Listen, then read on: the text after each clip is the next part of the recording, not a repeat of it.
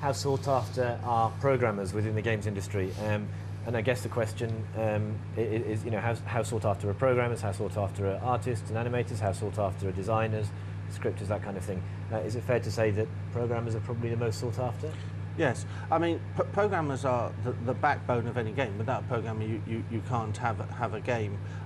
They are, if you like, the bricklayers. If we were talking about a house, they're the guys that actually build the house. The artists are the ones who actually create the materials that the programmers use to build the house, and the designers are the architects. It blurs slightly depending on what type of game you've got. You've also got designers who are level designers, and they're level creators. They can be scripters, they can be dialogue creators as well. But yeah, very much that the programmers are very much sought after. I think just programming's it's a harder discipline in some degree. I mean, we want programmers to do things faster and more efficient every single product cycle. They're under a constant set of, you know, learning. They've got to learn new tools, new engines, new techniques, new hardware. I think in the time that, you know, John's probably been making games, we've probably seen 20, 25 different sets of hardware come through. And it's a real challenge for the programmers then to keep on top of it. So as a discipline, it's probably more difficult. But then we've got these subspecialisms. So we're looking at now, you know, having, particularly social gaming's made it really quite difficult. Blizzard have 4 programming economists. So they got 4 economists and turned them into programmers to control the economy in World of Warcraft. So we're seeing the programming task, you know, the usual stuff, which was like render pipeline and AI and physics. We're now seeing a bunch of other things come into that particular area. It's making it more difficult. I think also we've seen some old stuff come back. So what I used to do 2D art for 7 years in all the old Sensible games, and I've noticed a lack of skilled 2D artists because people have done 3D for so long. Suddenly you've got all your iPhones and iPads and your browser games which demand good controlled 2D art. And actually I've noticed that in many companies I've worked in recently, they're quite valuable people to have in the company, and they're in a short supply, those guys. And you know, and also good quality 3D animators are another issue where there seems to be a shortage. If you look at the consistently things where you're walking into companies and there's some roles to be that remain open, they seem to be the ones that remain open. So actually, the lack of 2D art skills is a great segue. So Aaron Reeves is saying, and you can answer this question brilliantly. He's untainted by the sort of the moving on in terms of his skill set. He's a student. He's a game design student. His question is, how long roughly does it take to build a relatively simple original design indie game from concept through alpha, beta, into master? Right, it depends on the platform. That's the most important question. So let's assume you pick iPhone, which is the easiest one to do the whole lot on your own at the moment, and actually get out into the market as well, because in theory it can be done. You're going to need probably minimum of 2 guys. Someone to do the art, someone to do the programming, design between you, and work out the production process with Apple, which you can just about work out between 2 of you, so that'll work. Time it will take depends on the ambition of the game. I would always recommend, and we would always recommend to newcomers, to scale back the ambition of their game. A good starter game is a game with no errors, which means everything's polished and perfect. To make sure everything's polished, you've got to make sure there's not too much in there in the first place to polish. Otherwise you create this huge rod for your own back. So I'd recommend a small ambition game on the iPhone, and with a couple of guys, 2 or 3 committed guys, you can probably do something in about 4 months. You know, going through that game, and that game cycle of start to finish that he's talking about is the most single valuable thing to all of us in this industry. You've gone through from start to finish, and once you've done that 2 or 3 times, then you have real value to us in the industry. I think that's true. I totally agree. It's getting a game complete. A lot of people have great ideas. Some can produce, most can produce a great prototype. A few can get into a vertical slice. How many can say they can finish a game? Absolutely right, John. But then it's about accepting and understanding what it is that you're trying to do. So if you look at your game and you know you're not going to finish it in 4 months, something's wrong, right? Or something's going to kind of come unstuck.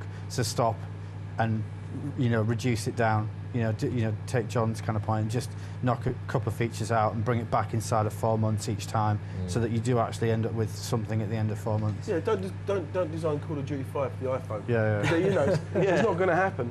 You know, look at a match 3 game and take a little twist on it with different graphics, slightly different rules, and produce that. That's enough. Yeah. That's enough to prove to us as professionals, you know what you're doing. It's not a mystery that some of the top-selling iPhone games, Angry Birds, 2D, Flight Control, Absolutely.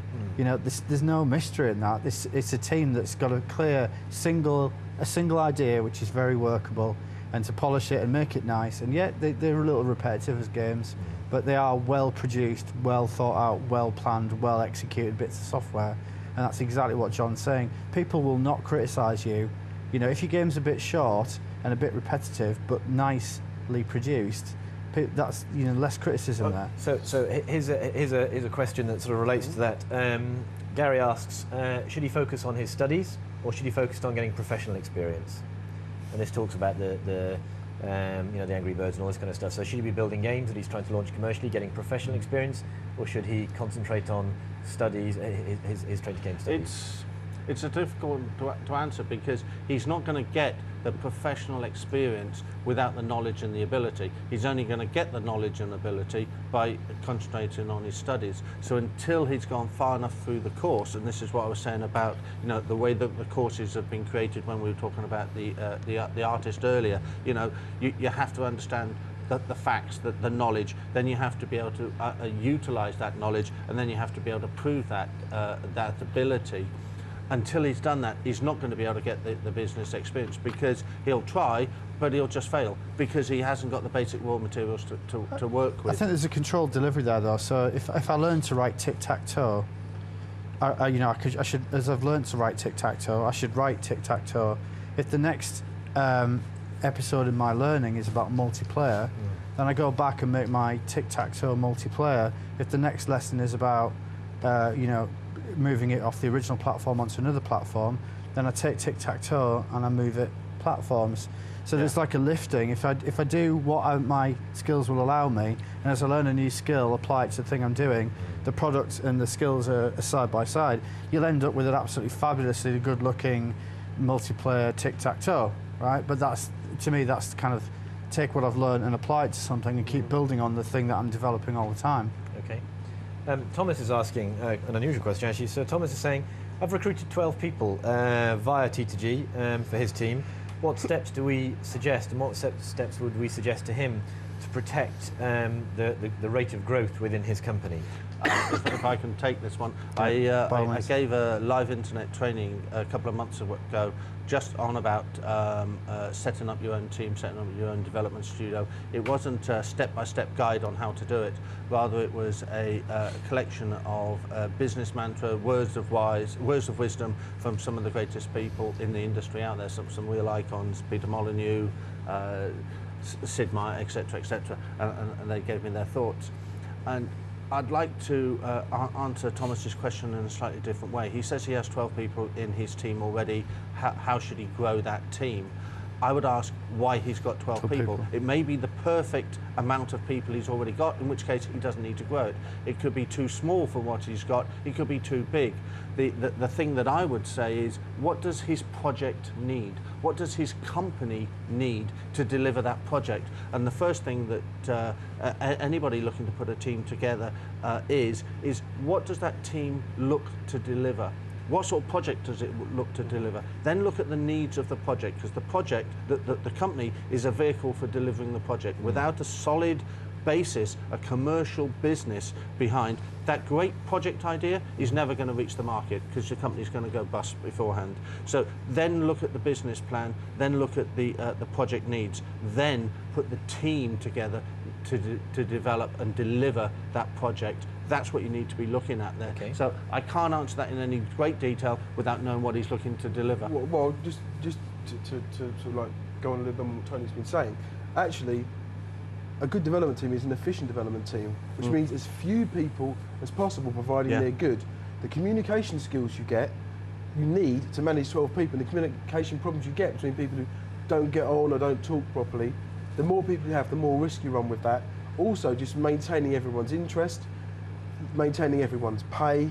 You know, the burden of more people is a reality, a real reality to us who run games development teams. And the idea that because you're big is great is not necessarily correct. It's how small can you be to still deliver excellent quality? Is the question you've got to be asking yourself. Yeah. It's just all the time in your career. That's I think true.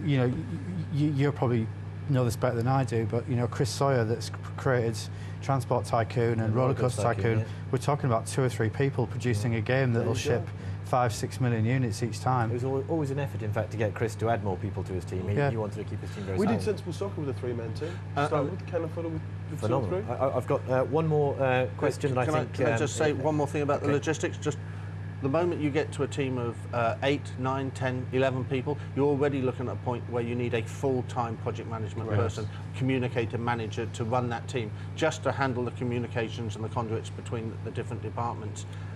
Think very carefully about what it needs. I've got one more question, and then we're going to wind right up. Transferable skills. Someone's on the animation course from Iron Core on the via Skype.